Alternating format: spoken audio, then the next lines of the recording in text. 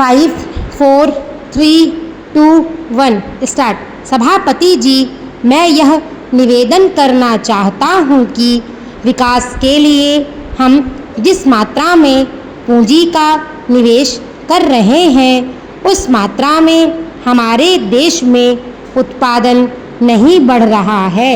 लोग सामान खरीदने की शक्ति तो रखते हैं लेकिन उसके अनुसार बाजार में सामान नहीं आ रहा है। मैं यह भी निवेदन करना चाहता हूँ कि केवल इतना कहना ही काफ़ी नहीं होगा कि मूल्यों को कम करने के लिए उत्पादन बढ़ाना आवश्यक है। यह एक ऐसी चीज़ है जिसमें किसी का मतभेद नहीं हो सकता है। देखने में आता है कि सरकार की नीतियाँ कीमतों को बढ़ाने में तो सहायक होती हैं लेकिन उनसे उत्पादन में वृद्धि नहीं होती है। मैं चाहता हूँ कि सदन में इस बात का गंभीरता से विचार किया जाए। माल को इधर से उधर ले जाने में जो किराया देना पड़ता है उसके कारण कीमतों में वृद्धि होती है।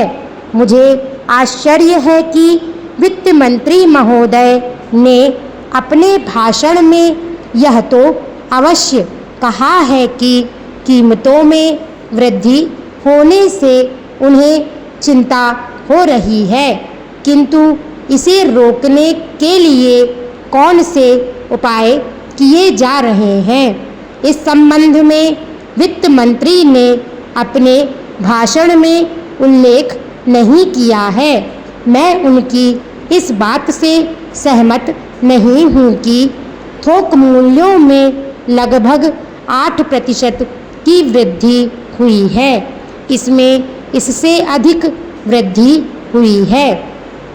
अपने बजट भाषण में वित्त मंत्री जी ने विदेशी पूंजी को अधिक मात्रा में निमंत्रण देने की बात कही है।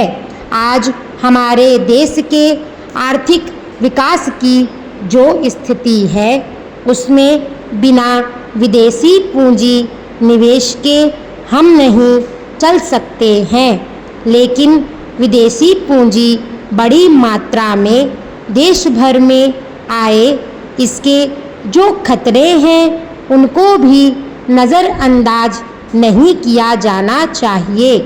मुझे दुख है कि यह बात अभी तक स्पष्ट नहीं हुई है कि हम जो विदेशी धन देश में लाना चाहते हैं वह किन शर्तों पर लाना चाहते हैं।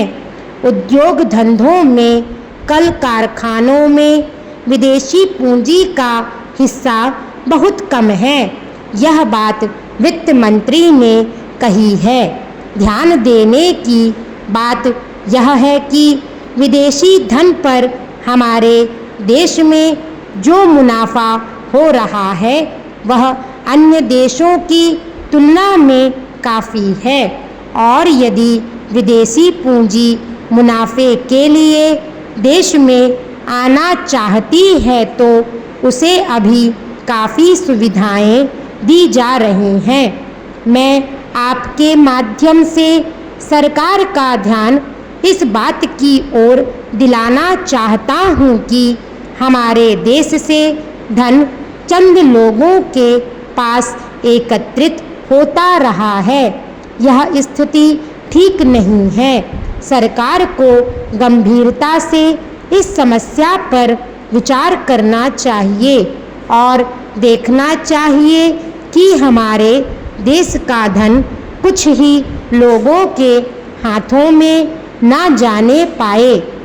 पूंजी को कुछ ही हाथों में जाने से रोकने के लिए सरकार ने कुछ कदम उठाए भी हैं।